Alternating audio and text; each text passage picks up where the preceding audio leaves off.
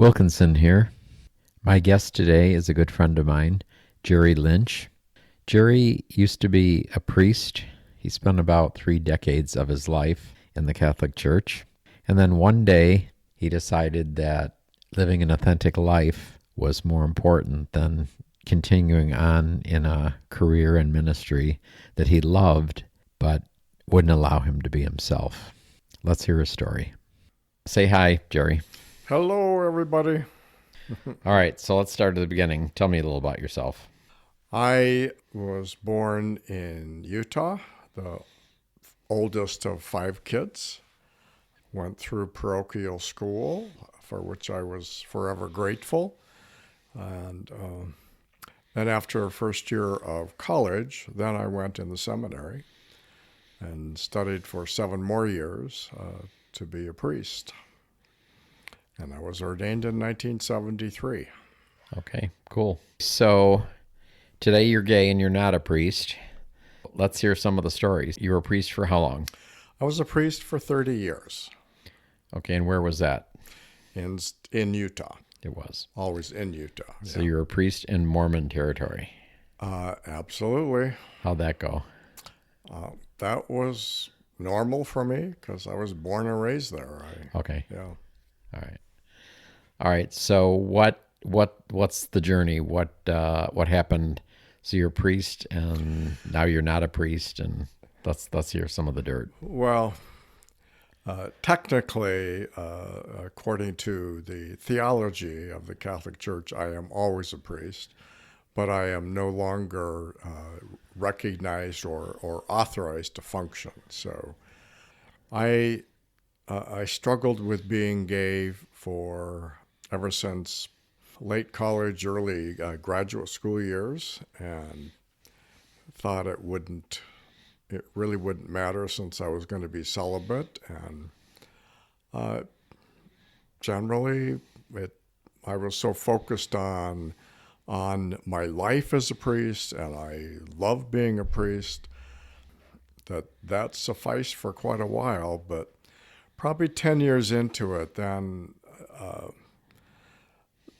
the sexuality stuff really starts to kick in even more. And how old were you at that point? Well, I was 26 when I was ordained, so we're talking, early to mid 30s, Okay. and acting out, never home, only when I was away or on vacation or something like that. And so the struggle with that, and all the counseling I did with that, and Wait, you did counseling to change you or what? No, what? no. Just we never. I never ran into a counseling situation, nor did my superiors in the diocese have any kind of sense of doing counseling to change Okay. orientation. That's never really been a part seriously of any Catholic approach to our sexuality.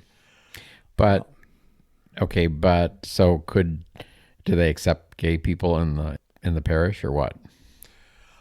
Absolutely, And knowing that they were gay? People are accepted, but the behavior is not. It's a rather schizophrenic kind of approach. So we are responsible for welcoming and loving and accepting gay people, but instructed that you can't act on those kinds of feelings because they are technically wrong and disordered in the thinking and theology, and which at first I had to struggle with until I began to realize I'm not disordered. I'm just me. Right. And the gay people I did know, or the few gay priests I did know, were hardly disordered. Were highly compassionate and competent people. So it was early on I began to realize that the official position of the Catholic Church is so far off base. But it was on most all sexuality issues, even for heterosexuality. And, it's just not where people are at these days. Right. So just to get something out of the way, so when you knew you were gay, you were, I mean, it's kind of a hot button with priests and stuff like that. So let's clear up. You were attracted to men and not boys, correct? Oh, absolutely.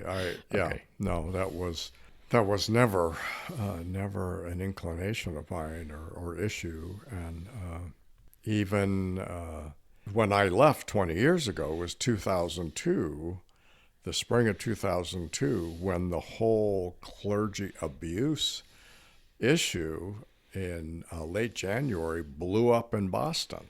Mm-hmm. So that was a excruciatingly painful time for me and other priests. But when I did finally ask for a leave of absence and was granted a leave of absence, my bishop was very public in the secular press and in the church press that my leaving had nothing whatsoever to do with the present burgeoning scandal that the church was dealing with at that time. Okay. All right. So what did you like the most about being a priest? I loved being a priest. I loved being that source of compassion and connection between people and their connection with God. I loved preaching. I hated getting ready for it. It was too much like homework, but I loved preaching when I knew what I wanted to say, what I felt like I was supposed to say this week, and I loved hearing confessions, and I really loved weddings. And honestly, that's rare that I would ever hear that among my brother priests. But I enjoyed weddings because generally people are so happy, and it's a great time to celebrate with people and celebrate their love for each other. And then the sacrament of reconciliation, or commonly called confession, every week, that was a very, very powerful and humbling time for me, because I knew I was involved in an encounter that helped people relieve some burdens and guilt that they didn't need to carry in order to keep growing as people. So I very much enjoyed those aspects of being a priest. So when's the last time you went to confession?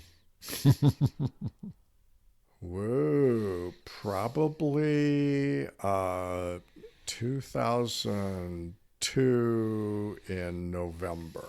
So I was being a little facetious there, but Yeah. how do you reconcile what you had there and now you're not involved in the church? So talk a little about that. The decision to leave was the most excruciating decision I've ever made, Mm. and yet I knew I was dying inside.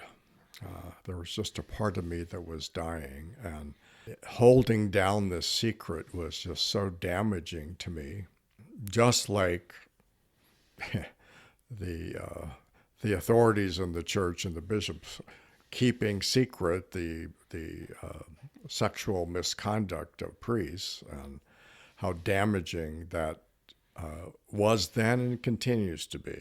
They're still dealing with the aftermath of all that. So, but personally, it was the same thing for me. I thought, I'm doing the same thing to myself, and I've had enough good recovery, 12-step recovery as an adult child and an alcoholic, to recognize how slippery and really dangerous secrets are, and of that nature. So I knew I had to deal with this before I died. I just didn't want to go to my deathbed wondering or resenting not being able to pursue that. And partly because I made a promise to myself as a very young priest, having come in contact with some old, retired, bitter priests, I promised myself I would never allow myself to become that. Even though at the time, 26, 27 years old, I didn't know what that would entail, but I knew I did not want to end up like that. And so I made that choice to leave. And I did. I mean, I literally got on a plane and flew down here to Palm Springs knowing no one, and just So you resigned and then left? my leave of absence was going to start June 1st, but I came down to see what kind of job I could get because I was 55 years old. Mm-hmm. And so I got on the plane and just looked up to the heavens and say, okay, God, I don't have a clue what I'm doing. And the doors just opened. I literally just person after person who reached out and helped me get here, finally get settled in June when I came. I got an interview at the Betty Ford Center as a spiritual counselor and had to come back again for formal interviews. And so I was a spiritual counselor in the Betty Ford Addiction and Alcohol Recovery Center for 3 years. Then I transferred over into hospice work for 11 years before I retired. And that was absolutely perfect. And the reason is because I got to utilize all of my being as a priest in being with people and helping people get themselves ready to come to the end of their life and come to whatever they believed was going to be next for them. And I was so, every day was just a wonderful experience. And I never felt any kind of need or pressure to pressure anybody about religion. I never believed that was ethical, but to pick up with people and walk with them and listen to them, listen to their stories, and help them was wonderful. Two of the most memorable people I met with for a good long time was an elderly Jewish lady who was born and raised in London and survived the Second World War bombings, and we would just have marvelous talks. And the other person was a Buddhist. And we would just, every Wednesday afternoon, I'd drive up to Yucca Valley and we would sit and talk for 2 or 3 hours. And he paid a very great compliment to me one time, and he said, Jerry, I want you to know that I consider you to be the most valuable member of the hospice team. And that meant a great deal to me. So it was just perfect. So in other words, I got to live out being a priest, but without all of the superstructure, all the authorities above me and all of that kind of stuff. And so that was a great gift at this point in my life. So I know at one point you had a partner. So when did you meet and how long did that last? So I moved here the 25th of June. We met in either late August or early September, I forget which, and began dating in the 1st of November. I was, of course, still just going through a huge psychic shock of transitioning to a regular job and all of that, and those kinds of responsibilities, plus then navigating this personal relationship. I was surprised that something happened quite so fast, but at the same time, I knew I didn't have forever to get this together. And so we had so much in common, and we just enjoyed our time together, and things didn't really get serious in terms of intimacy until January or so. And then as the spring progressed, it was pretty clear this was just going to be great for me and perfect for him. And so that following June, I moved in, and we were together 15 years. And Of course, you didn't get married back then. That wasn't no, an no, option. no, no. So we did. We ended up being married for the last 4 years of our relationship, and that was wonderful. I enjoyed that. But for various reasons, the last 3 years, shortly after I retired, things just fell apart. And, he's a really good person, and I'm a really good person, and we really tried hard with personal counseling and marriage counseling. And it just, we couldn't pull it back together. So it was just getting too painful. And honestly, by that point, I was just mentally ready to kind of move on and open up to connect with other people, and even looking at having an open relationship. And that was just a step too far. So we ended up divorcing. And yeah, that's been 4 years ago, something like that. Yeah. So looking back, do you think there's any hope for the Catholic Church as far as gay people? I mean, what do you see? What's happening? Oh my. Maybe in 50 years. You think it'll be that far out? Yeah, it's. Wow.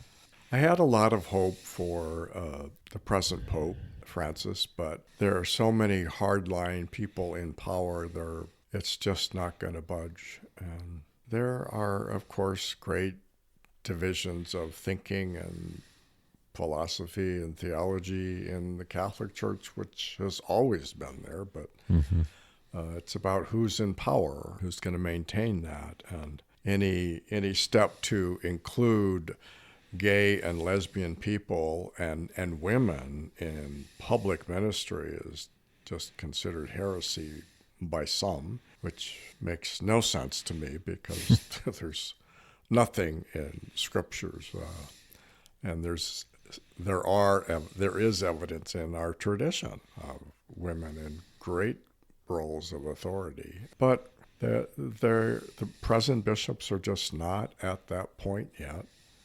And I think that's very, very sad because they keep talking about a shortage of vocations, and I was a vocation director for a good number of years, meaning I was the one who dealt with prospective seminarians and worked with them all the way through their training and all that. And I remember one time the bishop talked about the shortage of vocations, and publicly in front of my brother priests, I said, "Bishop, you and I have talked about this. There is no shortage of vocation. There are tens of thousands of priests out there who happen to have left active ministry and gotten married. The issue is you won't call them into service." And so they're there, and that doesn't even count the women who So you're talking about straight priests, right? the straight That got priests married? married Yeah. to women, and there are tens of thousands that are available and could come into service. But there's no shortage of vocations. There's a shortage of vision and fear of changing something that has not always been a part of the church's history, in spite of people wanting to say that. Celibate priesthood was not in the church from the beginning. Even Peter, the head of the apostles, was married, as were most of the apostles. So that idea that you can't have married clergy there's all kinds of historical reasons why that developed. What was the time frame for that? Well, you're talking in the 11th and 12th centuries, and particularly when there was so much of power, and your financial income was tied to land that you owned, and that was all tied up with the local bishop and well, who's going to control all this land. And they moved to a celibate priesthood so they would be more dependent just on church authority rather than on their own family wealth to do things. So power and money. It's power and money and control. Right. And that is not to negate the charism and the gift of celibate life. It's absolutely a part of the church. It's always been there. The whole monastic movement is deeply steeped in that. And so that's to demand that everyone who's a priest also has to promise celibacy. That's, to me, is disastrous. Right. So regrets. Do you have any? Oh, no, I don't. Really? No regrets being a priest. It was exactly what I was meant to be, where my heart was, what I loved doing. And as I said, I'm grateful I could live out that outside the structure of the church until I retired. And no, I don't regret that. I was doing exactly what I was meant to do. And So you would do it all over again the same way? No. No. Okay, what would you do different? Well, if it were the present situations, I more than likely would move into the Episcopal Church. Okay. Yeah. And they can get married? Yes. And they can be gay? Gay people. And Gotcha. I was approached many times about that, but while it was an interesting possibility, I just looked deep in my heart and said, but that's not who I am. What is not who you are? Episcopal?